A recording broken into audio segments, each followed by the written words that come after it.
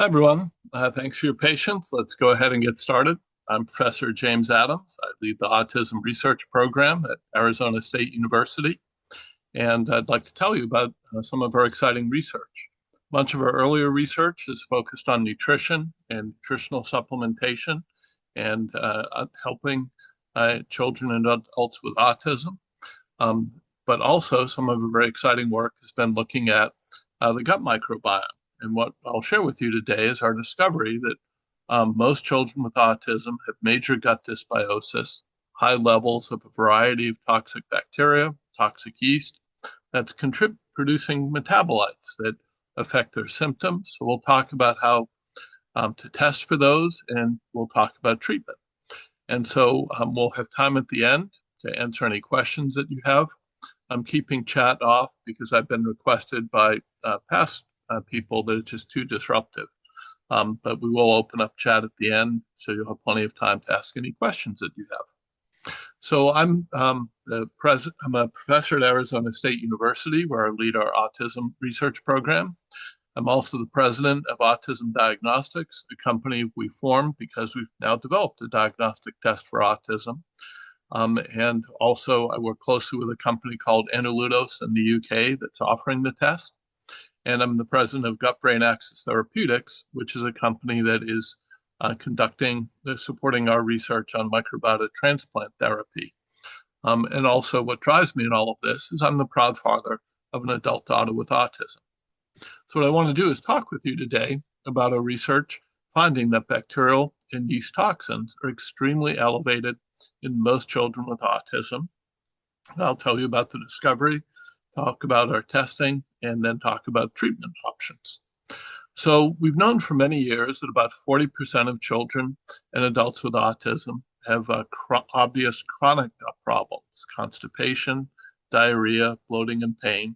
Our research has found that in almost all cases, these symptoms begin in infancy, around the same time autism symptoms begin, and can be very resistant to treatment and can last for decades. So in our study of adults with autism, they've almost all reported that the GI symptoms began in infancy and had continued for decades. We've also published a study 15 years ago that showed that children with worse gut symptoms also had worse autism symptoms. There's a very strong correlation.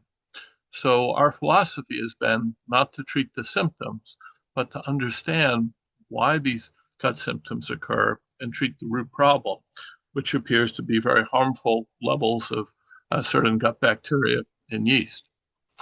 This is a study that's now published 15 years ago. It's now been cited by over 1,000 other research studies showing that children with autism who have GI symptoms, those marked in red, have much worse autism symptoms than those marked in blue. So a higher score means worse symptoms. Those with gut symptoms have worse speech problems, worse social problems, worse sensory and cognitive problems, and worse physical and behavioral problems. So what is the role of the human gut microbiota? Just to give you a little bit of background. A healthy gut microbiome does many things for us. There are about 500 species of bacteria in our gut.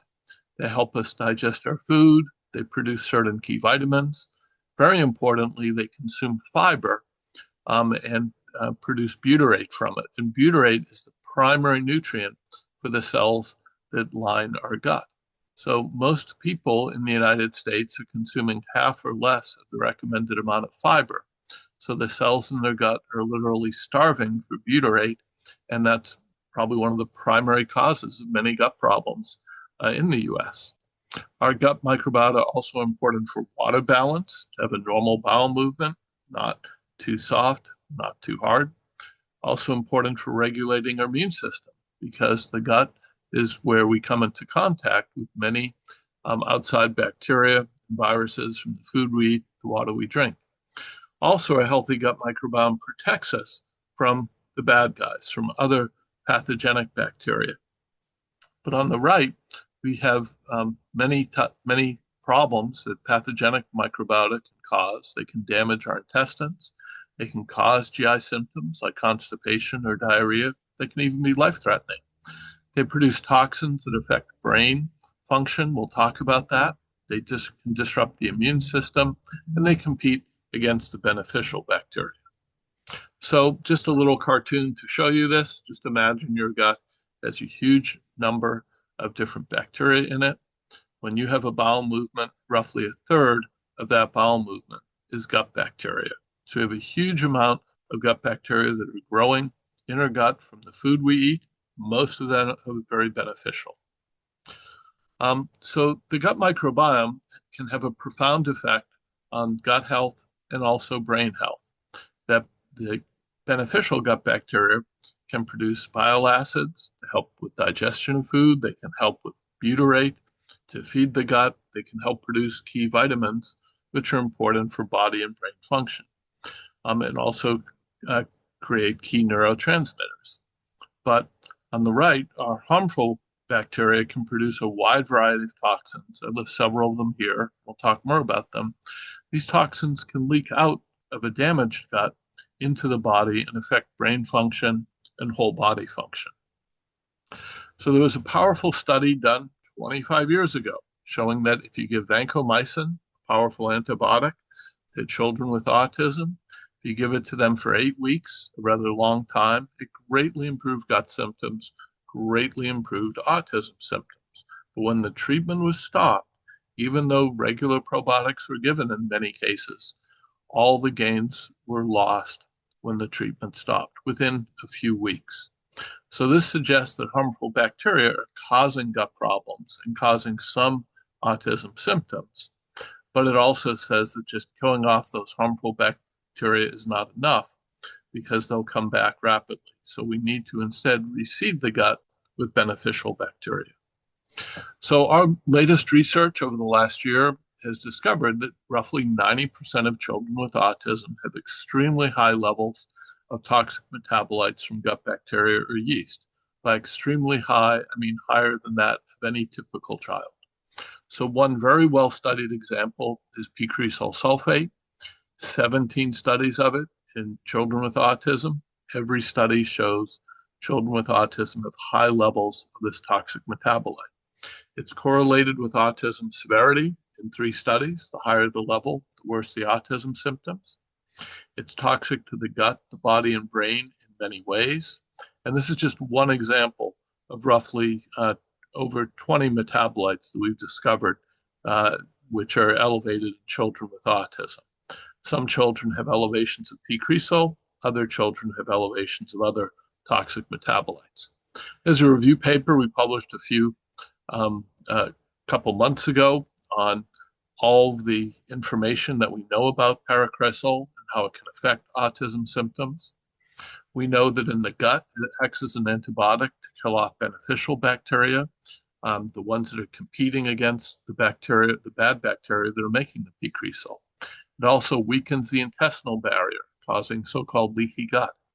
In the brain, it competes with neurotransmitter synthesis, so it interferes with the production of key neurotransmitters like dopamine, and also inhibits the growth of dendrites, the growth of the neurons in our brain as they try to make connections with one another. Very importantly, P-cresol is a poison to mitochondria. It means that mitochondria then produce less energy for the body and for the brain, and it also seems to be one of the major causes of oxidative stress. The mitochondria aren't functioning properly.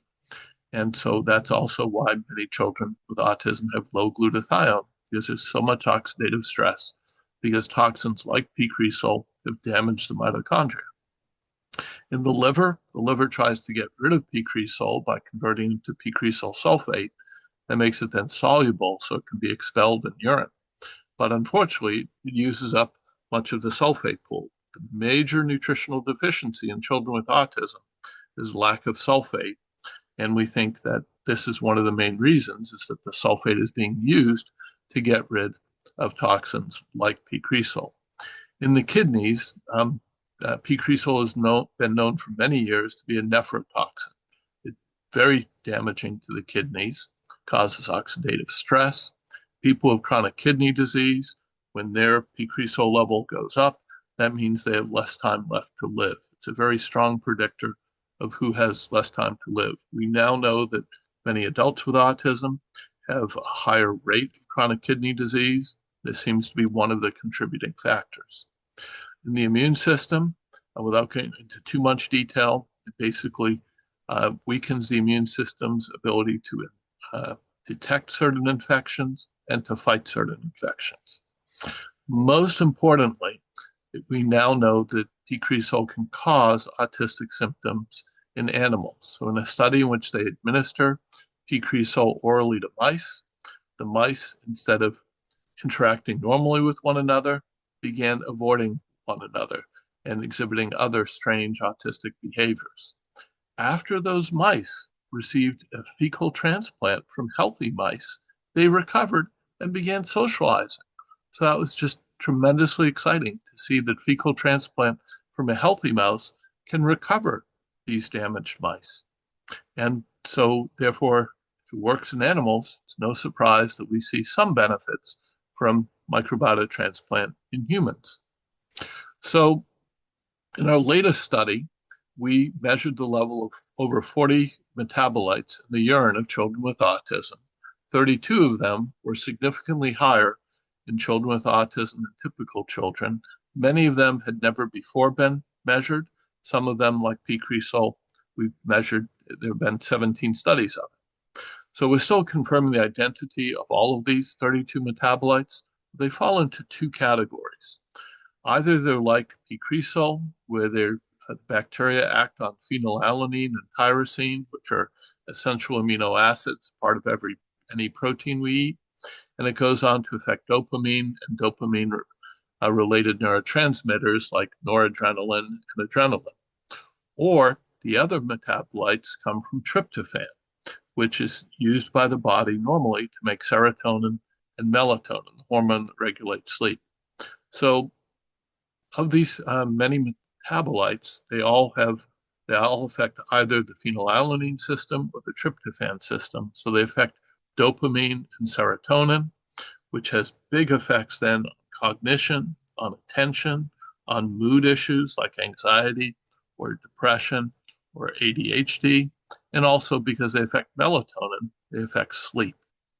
And so these toxins from these gut bacteria can have major effects on our brain function. This is a plot of just one metabolite, beta-carboline, which is produced by yeast. So this is a plot of the level of beta-carboline on the y-axis, and the blue squares are typical children, and the red triangles are children with autism. So the 1x is the average level of beta-carboline in typical children. Some children a little bit lower, some children a little bit higher. But there's a subset of children with autism who have levels of beta-carboline 100 or even 1,000 times higher than that of typical children. And we know that beta-carboline is a yeast metabolite of tryptophan, so again, it can affect serotonin and melatonin. So both yeast and bacteria produce metabolites that can greatly affect our neurotransmitters and also our whole body function. So what we did is we developed a method where we counted up how many metabolites were elevated in each child. Some children had just 1 or 2. Other children had up to 24 metabolites that were elevated at levels above any typical child. So again, the red triangles are the children with autism. The blue squares are the typical kids. By definition, they're all within the reference range of typical children. But kids with autism have almost always have anywhere from 1 up to 20 metabolites at levels above that of any typical child. So this results in a pretty obvious way to tell the difference between a child with autism and a typical child, that 47 of 50 kids with autism have 1 or more metabolites that are very elevated. On average, they have about 7. Some have fewer, some have more. Whereas all the typical children, by definition, fall into the reference range for typical children. So this simple urine test allows us to differentiate a child with autism from a typically developing child with about 97% accuracy. So very, very powerful. We've now gone on to replicate this in a second cohort, and we'll be releasing the results on that soon. But very exciting to see that in a second cohort, we've identified again roughly 90% of children with autism have extremely elevated levels of these metabolites. And also it's important to show that we're plotting this versus age. There's not much trend versus age, so it's very likely these metabolites exist in children with autism below age 2. Very likely they're elevated also in children above age 11. So we're now doing research studies on on children and adults, and also we'll be doing studies on younger children to see if we can extend the reference range for this test. But because GI symptoms almost always start at infancy, then we think it makes a lot of sense then why these abnormal microbial metabolites indicating a major gut dysbiosis have existed in infancy as well. Okay, of the 3 children we were not able, who did not have elevated levels of microbial metabolites, they had other reasons for their autism. They had major errors of metabolism that are likely inborn or genetic. So there will be a few children with major genetic disorders who might be missed by this test. So it's still important to do a thorough genetic evaluation. But again, roughly 90% of children with autism have this very clear-cut microbial dysbiosis. So we are now proposing a new metabolite. We're calling the autism MDM for microbially derived metabolites. So autism associated with these microbially derived metabolites. It's defined by a simple urine test. We just measure, do you have high levels of these microbial metabolites? Turns out on average, kids with autism have 7 of these. Some of them primarily affect neurological symptoms, autism symptoms. Some of them, like P-cresol, affect both the gut and the brain. Very variable which metabolites are elevated in a person, but again, it seems to represent about 90% of non-genetic cases of autism. And what's very interesting is in our very first study of microbiota transplant, we discovered that levels of P-cresol sulfate decreased 90% down to normal levels. And at the same time, we had very good improvements in gut symptoms and some improvements in autism symptoms. We'll talk more about that later.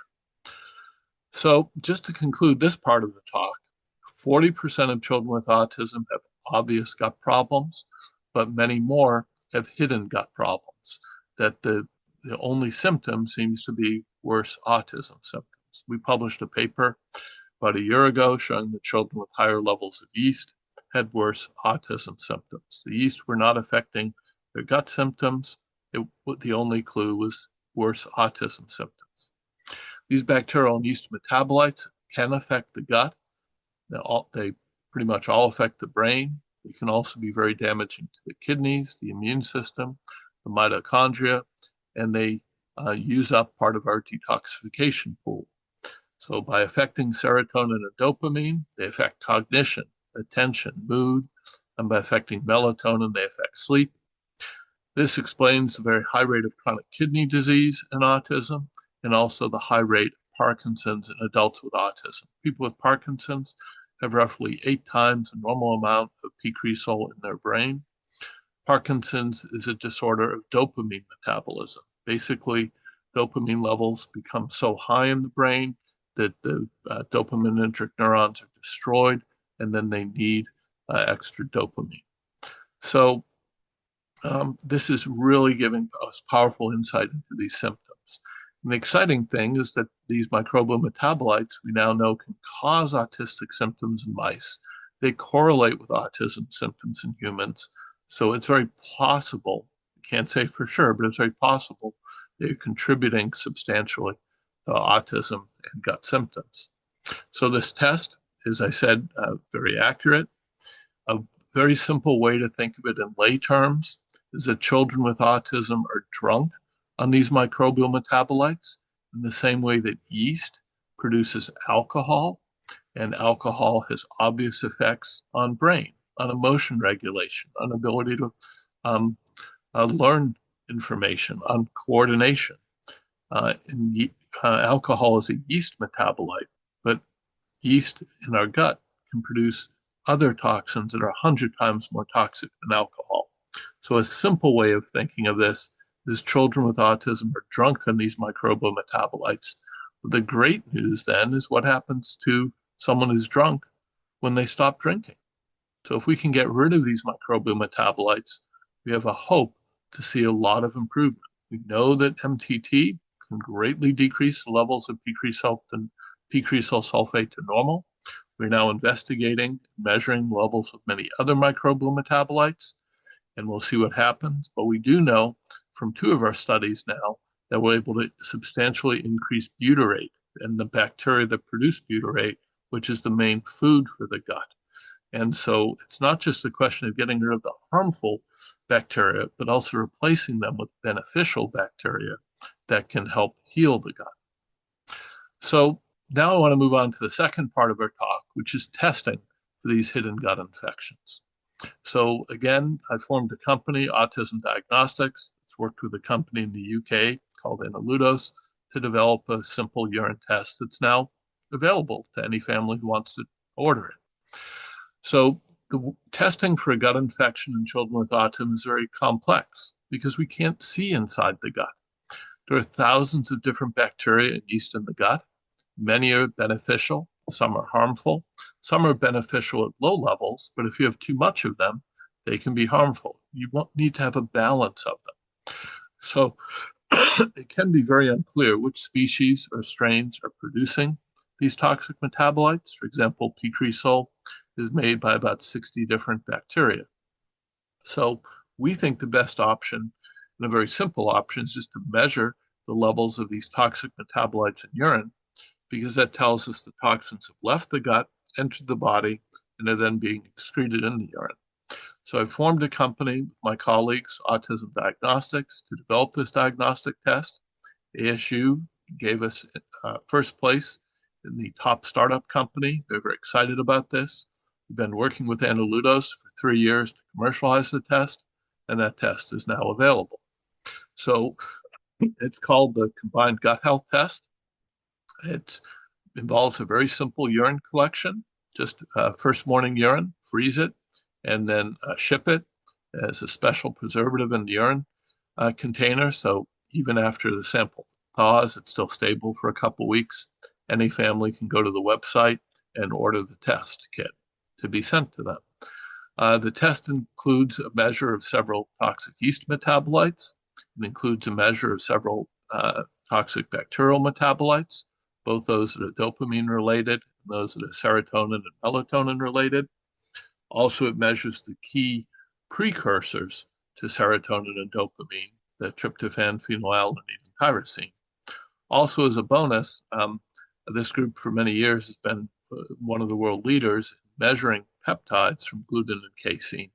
Some people with autism don't digest gluten and casein very well. They don't break it down into single amino acids, so they can also test for it. And so if you have high levels of those, it will tell you if you need a gluten or a casein-free diet. You might have gluten and casein problems for other reasons, like an allergy, but this will tell you if you're having actual problems with digestion of those. So how do we interpret the test?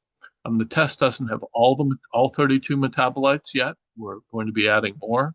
But right now, it's roughly 89% accurate in distinguishing children with autism from typically developing children. 78% of people with autism test positive for one or more, usually several, of these bacterial and yeast metabolites. And we've set the reference range high enough that none of the typical children test positive. So this helps you know if you have a yeast infection or a bacterial infection or both. That can help tell you which type of treatment to use. Do you need antifungals or do you need antibiotics or other treatments? We'll talk about that in a moment. It also tells you if you have an excess of the precursors of the neurotransmitters or too little of them. And it can tell you if you're having a problem with digesting gluten or casein. So our colleagues at Analudos use state-of-the-art equipment called a liquid chromatography mass spec. We've worked very hard with them to get an excellent reference range from 47 typically developing children, and we're adding more to that. The company is led by three autism dads, each with over 20 years of autism research experience. So bottom line is great equipment, great reference ranges, great staff. They're very dedicated to improving the lives of children and adults with autism. So you can go to this website, analudos.com, and order the test. So I'll just pause here a moment in case you want to write that down. We will be sending out a copy of the recording to everyone too in a few days after the talk. So again, the test comes from the UK. The cost is about 200 British pounds plus about 40 British pounds for shipping. That works out to a little under 300 US dollars. All right, in the near future, we'll be adding more metabolites over the next 6 months, and that will slightly increase the sensitivity. We have many of the most important ones already. And then we're going to be applying to the FDA to propose this as a diagnostic aid for autism. We think every child at age 2 should be screened. Imagine if we did that with a simple non-invasive urine test. Imagine if your child could have been diagnosed with autism at age 2 instead of, on average, it's roughly 4 to 5 years in the US, and some people not diagnosed until much later. So last part of the talk I want to discuss is these obvious and hidden gut problems in autism and how to treat them. So why is it that 90% of children with autism have these extremely elevated levels of these very harmful metabolites from gut bacteria and yeast? There are a variety of reasons. Partly it's due to increased use of antibiotics. Quite a few studies report elevated use, especially in children with autism under the age of 3. Increased use of herbicides or pesticides, both in the food and used at home.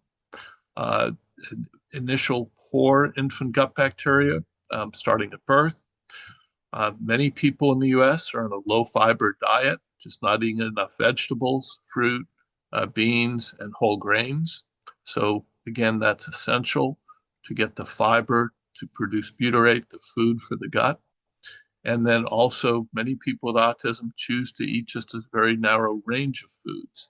And if you eat only a narrow range of foods, then you're probably only going to have a narrow range of bacteria. So then you're more vulnerable to infections from other bacteria. In general, the greater the diversity of species, the more species of bacteria you have, the healthier your gut. And finally, there are 3 studies showing that many children with autism have reduced levels of digestive enzymes for certain sugars and starches, especially lactase, which is the enzyme needed to digest the sugar in milk, lactose. So the bottom line is that these are all contributing factors. Could also be an infection that is caught from food that you're exposed to. But these harmful gut microbes then can grow in the gut and then produce the toxins that harm the gut, the body, and the brain.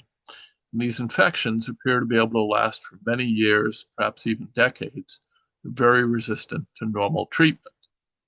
So what are the standard treatments? So improving the diet, easily said, can be very difficult to do. Digestive enzymes, especially for people who have obvious deficiencies, such as lactase deficiency. Other people may have problems with fats or protein, so they may need digestive enzymes for those foods. In other cases, some people just have allergies to a particular food. So most people are fine with a peanut. But for other people, a peanut could kill you, not because the peanut is poisonous, but because the immune system overreacts. The immune system can overreact to almost any food. So checking for food allergens, some of the most common ones are wheat, dairy, shellfish. Those are all common allergens, sometimes eggs and others. So just checking for those. Fiber supplements. Unfortunately, some single fiber supplements like inulin can actually worsen symptoms. So if you want to consider a fiber supplement, we recommend a variety of fiber supplements. The best fiber, of course, is from a variety of vegetables, fruits, beans, and whole grains. Probiotics can be useful to a limited extent. The problem is The only probiotics that are allowed in the US are those that have been grandfathered in, those that grow naturally, typically on milk products. And so those represent only a few percent of the bacteria in your gut. Those normal probiotics are what are called aerobic bacteria. They survive in air. But most of the bacteria in your gut are anaerobic bacteria. They're killed by oxygen. So imagine you want to plant 500 different species in your gut, and you have seeds for only 10 of them. It's physically impossible to grow 500 different species when you only have the seeds for 10 species in a probiotic. So the probiotic can help alter the pH of the gut. It can help alter the environment to some extent. But when you stop taking them, they disappear from your gut. They generally don't colonize. They'll leave within a week or so. So they can help, but the latest meta-analysis I saw that was published for over 10 studies on probiotics for autism said that on average, they have zero help for gut symptoms and a very small benefit for autism symptoms. So I'm not saying don't use them, but I'm saying realize that the benefit there is very limited. And the study did suggest that multi-strain probiotics, those that have multiple strains in them, scored a little bit better. For laxatives, it's very important that if someone's constipated to use a variety of methods like laxatives or enemas as suppositories to keep the food and the stool moving through the gut. If you know anything about winemaking, you know that initially there's no alcohol in the grape juice, but then when you add yeast, it slowly begins to make some alcohol, and the longer it ferments, the more alcohol is produced.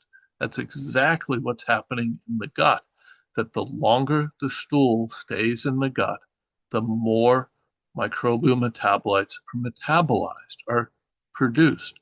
So it's very important to try to have a bowel movement every day, even one for each meal. If someone's going several days without a bowel movement, that just leaves more time for the gut bacteria to ferment more toxic metabolites. So using laxatives, enemas, suppositories to try to have a bowel movement every day, I think is very wise.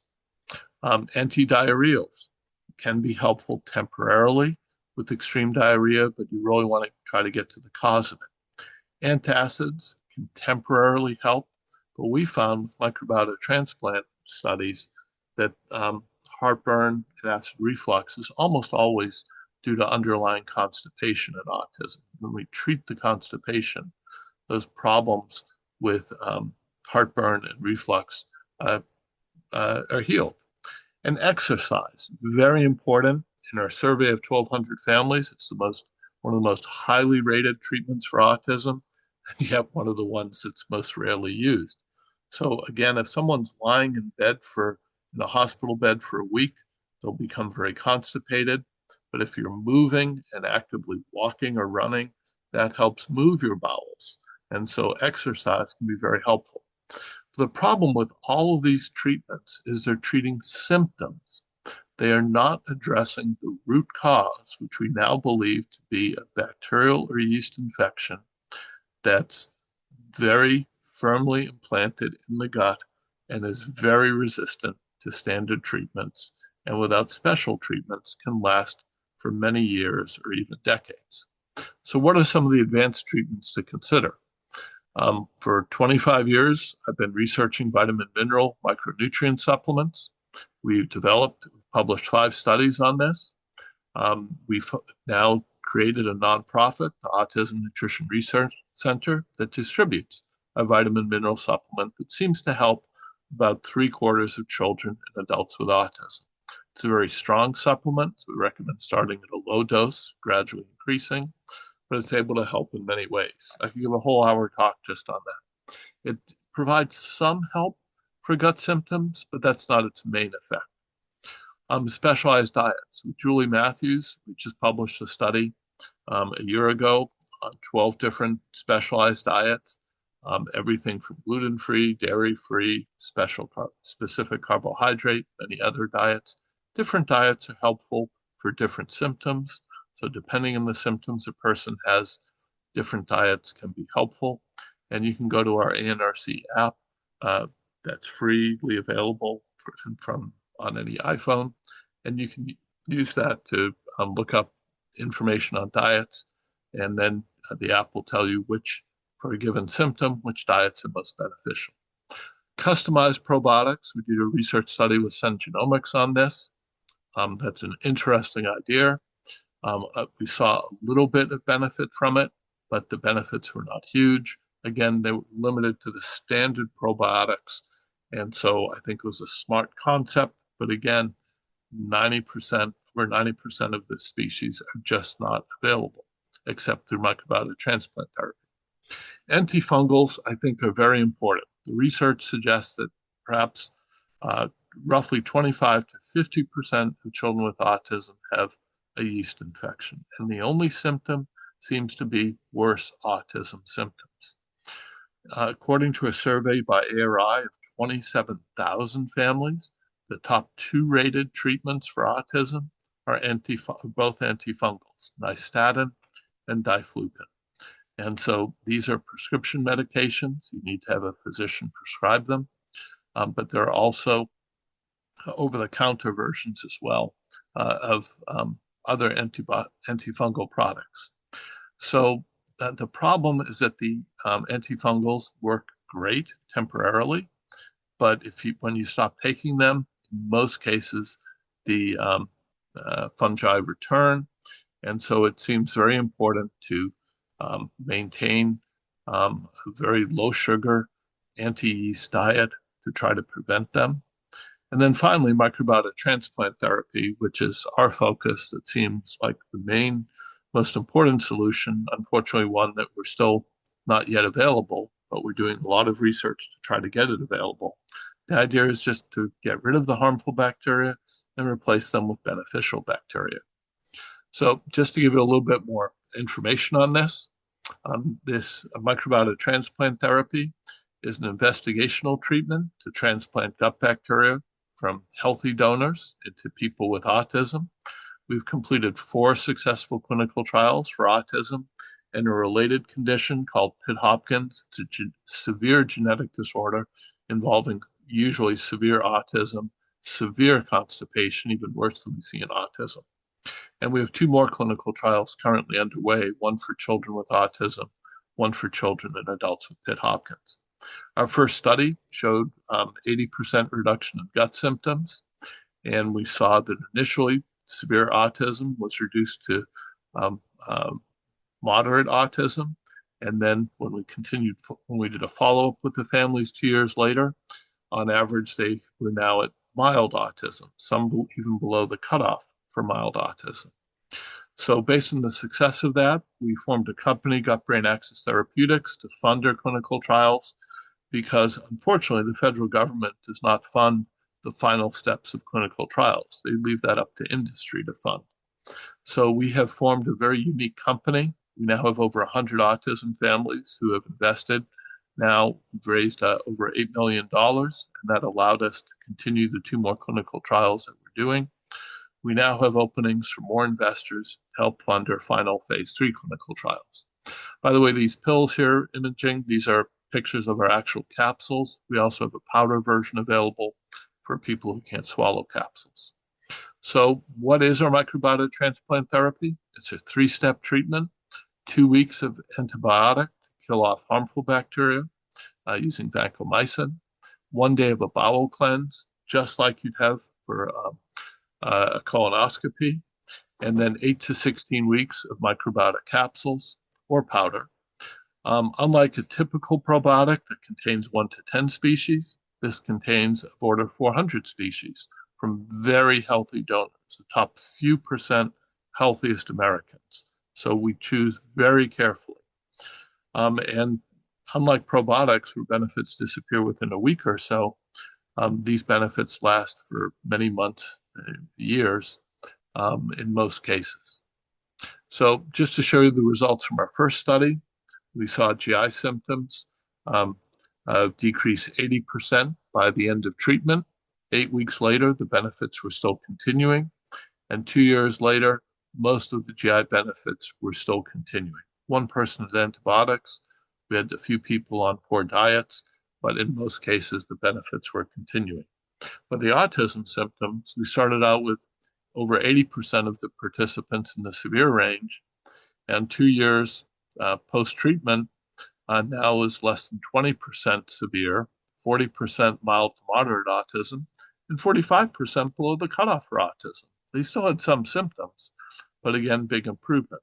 Now, this was in an open label study, so there's some placebo effect, but I'll show you some other results in a moment from our placebo-controlled studies. But also, we found this treatment was very safe. Everyone who started the study completed it. We had 0 serious adverse effects in that study or in our other 6 studies since then. So I'll share with you also the results from our phase 2 study for adults with autism. This study, we received over $1 million grant from the federal government. It's a randomized, double-blind, placebo-controlled study. We enrolled 56 participants, 51 completed, which is a very high completion rate for a long study, half a year. We found the treatment was very safe. In fact, those on the treatment had fewer and less severe adverse effects than on placebo, so safer than placebo. It was very effective. That the autism symptoms initially, after 10 weeks, improved somewhat and improved even more with another 8 weeks of therapy. And GI symptoms also improved as well. Now remember, these are adults who had had these GI and autism symptoms 20, 30, 40, 50 years, and we were still able to help them. Now, based on this study, we've learned more that we probably underdosed, and so we now want to go, and our new study is investigating an even higher dose, which we think might be even more beneficial. But this is just a plot of the CARS score, the autism severity score as a function of time. The green is the treatment group. In the first 8 weeks of treatment, they improved a fair bit. Next 8 weeks of treatment, they improved more. When we stopped treatment, they kept on improving. So they went from severe autism down to moderate autism, down to mild to moderate autism on average. The placebo group initially didn't change much, and then they were switched to the real treatment without vancomycin. They improved a little bit more, and then when we followed them for 18 months, those benefits held but did not improve as much. So this told us that pre-treatment with vancomycin and the extra 8 weeks of treatment was important for helping the adults. In terms of the types of symptoms that improved, the green is the treatment group, the orange is placebo. So we saw a big improvement in tantrums, 70% reduction in tantrums versus 25% for placebo, but also big improvement in GI symptoms, in aggression, in hyperactivity, mood, self-injury, sleep, sensory sensitivity, and more. In all cases, of the 20 symptoms we looked at, the treatment group improved more than placebo. This is not a cure, but it is a safe, natural, substantial benefit for GI symptoms. And notice these symptoms that improved more, early on, many of them are related to mood, tantrums, aggression, hyperactivity, mood, self-injury. These are neurotransmitter related. As I mentioned, by healing the gut, we're able then to get rid of those bacteria that are causing poisoning to the dopamine and serotonin system. So therefore, they can lead to improvements and normalization of mood disorders. Just a few quotes from families. Families saw substantial quality of life improvements. One parent said he felt the trial was foundational. His son seems happier, more well-adjusted. He's less anxious, less OCD. Troublesome behaviors are much less frequent, less intense, sleeping much better. Daily bowels are regular and normal. Another family said, my son's always had GI problems since he was a baby. The study was a miracle for him. No more pain, smell, or mess. This is more than we could have hoped for. And as a bonus, his depression and anxiety, again, mood disorders, those levels are way down. So what is the path towards getting this drug to you? We are working hard on that. So for Pitt Hopkins, We completed one study, and we are now doing our second study, and that study will finish in first quarter of next year, and then we'll apply to the FDA for drug approval for Pitt-Hopkins. That takes about a year, so we hope in a little less than 2 years from now, the drug will be on the market for Pitt-Hopkins. In addition, we're continuing our studies for autism. I mentioned we've already completed 3 studies for autism. We're now doing our 4th study, which is a dosing study to see if higher dose leaves even more benefit than we've seen so far. And then we need to do a final phase 3 study. It's like a phase 2 study, but a lot bigger. Unfortunately, that means it's also a lot more expensive. So we will not be able to proceed with that study unless we can succeed in raising a lot more money. So we need to raise approximately $20 million for that study. We've already raised $8 million for our first studies I mentioned. Now we need to raise an additional $20 million from investors. So, and then at that point, we'll be able to apply to the FDA for approval to get it on the market for autism. I want to point out we have a very unique company, Gut Brain Axis Therapeutics, is funded purely by autism families to help autism families. So I already raised, I need to update this, it's now $8 million from 100 families. The average investment is nearly $100,000 per family, some investing $25,000, some investing up to $1 million. But now we need to raise $20 million to be able to do our final phase 3 study. We'd be ready to start it in about 6 to 9 months, but we're making a big push right now for investment. There's a potential for very high profits. The pharma industry is very profitable, but really what most families care about, what I care about, is making a difference in our children's lives and the lives of millions of others. So if you want to learn more about investing, you're welcome to come to our website and learn more.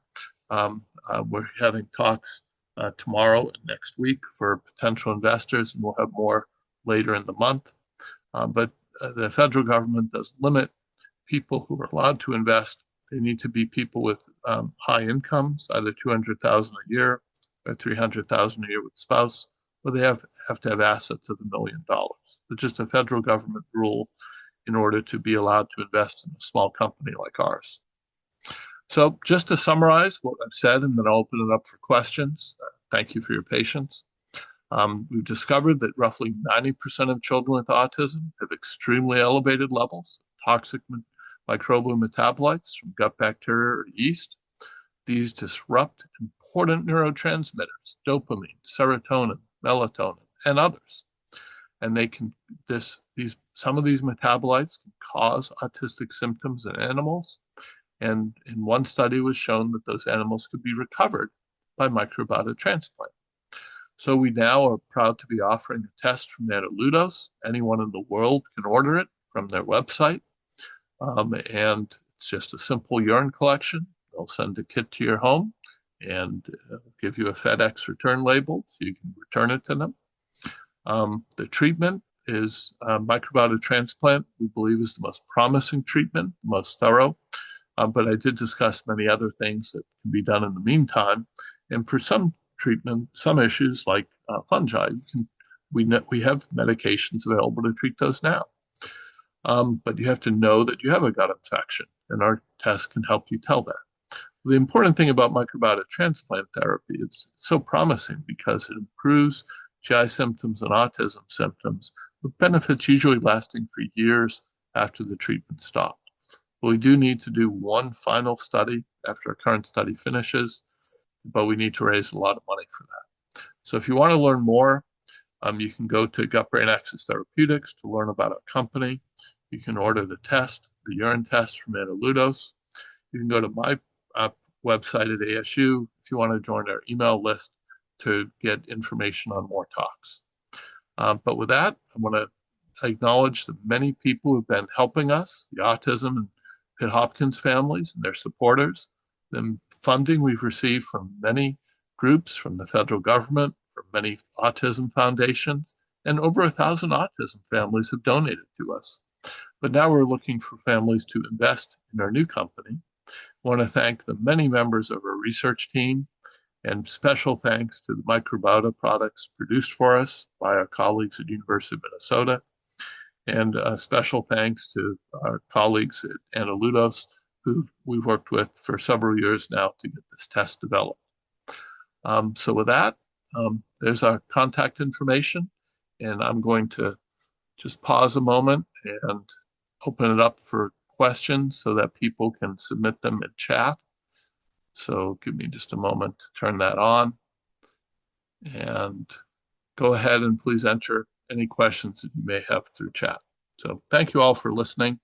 I appreciate your patience as I'm a professor. I'm sure you know I like to talk, but I want to stay on for a bit to answer any questions if you have. Also, if you have any personal questions, you can just email those to me directly. So if you have a personal question, feel free to email directly to me, and I'll be glad to answer them.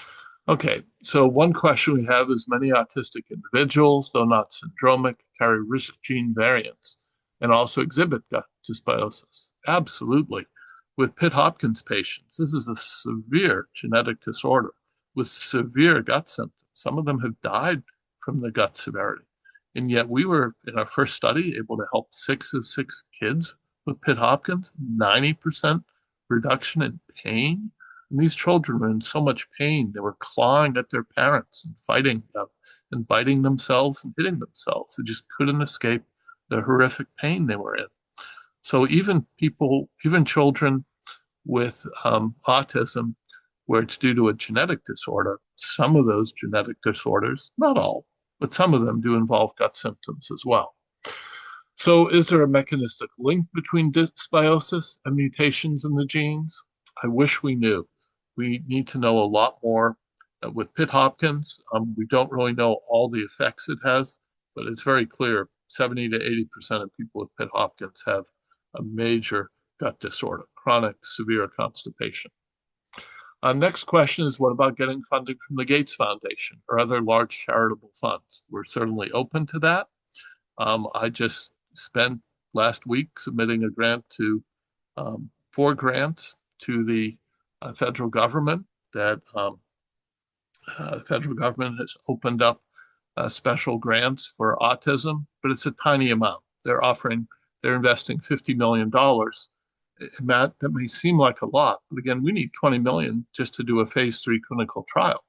So bottom line is a lot more research is needed. So we are applying to other foundations as well.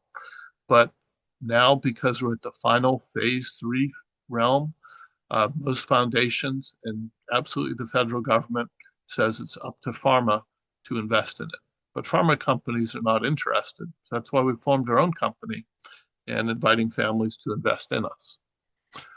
Does the treatment you mentioned available for us? Well, we hope it will be available once we have FDA approval. So anyone can apply to be in our next study. When we have the funding for it, we'll announce it. We expect to have about 200 families and people enrolled at about 7 sites across the country. Again, we expect to have many, many applications. For our last study, we had 60 openings. In the first 24 hours, we had 500 applications. So many families want this treatment because it seems to be very safe so far and very effective. It's not a cure, but a major improvement in gut symptoms. And what most parents just tell us is child's better able to learn, better able to slowly learn language and social interaction and behavior, and also substantial improvements in mood. How much will it cost for the treatment? The cost of the treatment will be about the cost of 1 new psych med for 2 years. And that cost, I'm going to shock you probably, cost for that is about $30,000. So by having the treatment approved by the FDA, it will be covered by Medicaid automatically. Most children with autism are covered by Medicaid, but also once it's approved by the FDA, we hope it will be covered by most insurance companies. So we hope it will be nearly free for the families. It is very expensive to make because we have to screen so many donors and process samples very carefully. Given the proven safety of the treatment, no other known effective treatments for autism, is the chance the FDA would fast track the treatment. We did receive fast track authorization. The FDA has been wonderful at working with us and answering our questions quickly. We've just been slowed down by limited funding. But the main issue is that the FDA has very rigorous standards. You have to realize normally it costs $1 billion to $2 billion to bring a new drug to market. If you can go to Wikipedia, that's the estimate. We are bringing it to market for a tiny fraction of that. The potential sales are billions of dollars for a drug for autism that has the chance to safely improve gut symptoms, safely improve autism symptoms. So the market potential is incredible, we believe. But again, we have to get the FDA approval first. Will Antiludos provide medication or supplement recommendations for the test? Antiludos, as a testing company, is not allowed to give recommendations on the testing. But when you order a test from them, they will also give you information on our nonprofit, Autism Nutrition Research Center.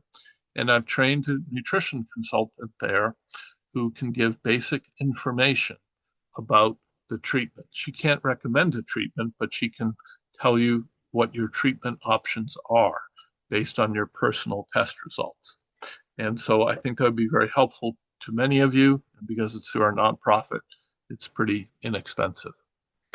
And so again, what can we do to help the children while we wait for MTT to be approved? Well, please go back and listen to that section again I gave about all the different current treatments that can treat the symptoms to some extent.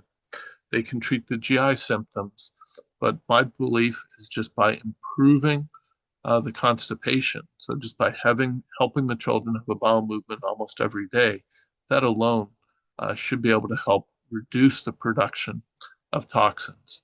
But also, in order for the body to get rid of those toxins, many of them need to be sulfated. You remember I mentioned that sulfate it's the fourth most common mineral in your body. Calcium's number 1, magnesium's number 2, sulfate's number 4. And most children with autism, 90% of them, have very low levels of sulfate. It's one of many special ingredients in our vitamin mineral supplement.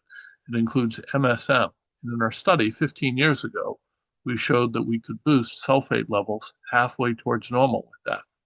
The other way to boost sulfate is just an Epsom salt bath.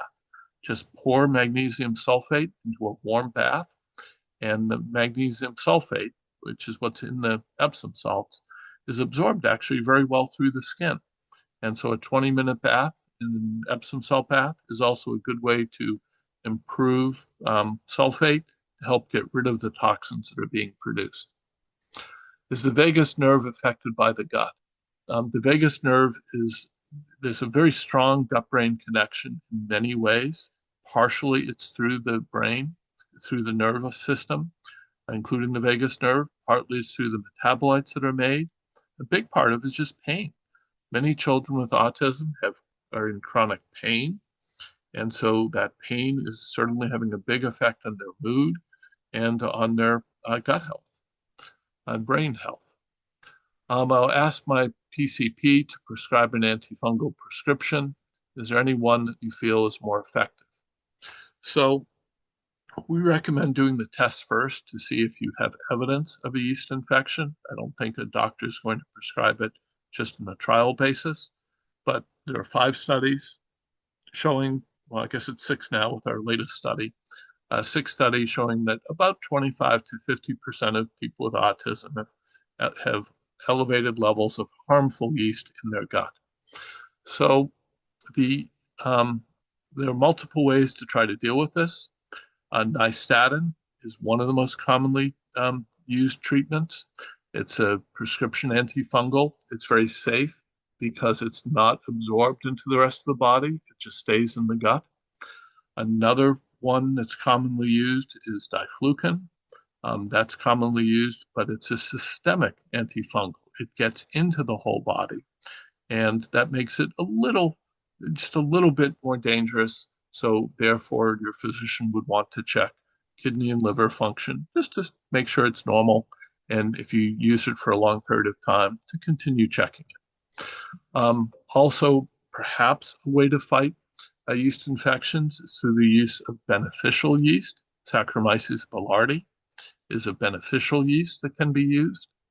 And so we'd like to see more investigation of that. Unfortunately, we have submitted several applications to the FDA to do a treatment study for fungal infections. There's only been one small study by Bill Shaw ever, even though we've known about these for over 25 years. So we'd really like to do a study of that, but so far the federal government has refused to fund studies in that. It's very frustrating. Does the GAPS diet also help the gut to some extent? Yes, it can help some individuals. If you go and look at our paper, you can see the specific benefits for the GAPS diet and for many other diets. It's different for different individuals, but also I think it's very important to remember that quite a few people have allergies to specific foods. Sometimes it's chocolate, sometimes it's eggs, sometimes it's dairy products, sometimes it's shellfish. So just doing a diet log is one of the most important ways to track down a problematic food or to go on an exclusion diet where you're eating pretty much just rice and vegetables and basic protein. So those are usually pretty safe. Then adding other foods back in slowly one at a time. And the golden rule for immunologists is that if you remove the food and symptoms improve, and then you add the food back in and symptoms return, then it's pretty clear you have a problem with it. But again, it could be due to immune reaction. It could be due to a problem with digesting those peptides, the casein and gluten peptides, which then go on to affect brain function. Maybe it helps to explain why that helps. The infant's brain is hardwired to become addicted to mother's milk, that the peptides in mother's milk latch onto the opioid receptor in the brain and give the infant a warm, fuzzy feeling. So it becomes addicted to mother's milk, goes into a drug-induced sleep after feeding, and wakes up wanting more of its favorite drug, mother's milk. So it's a wonderful system.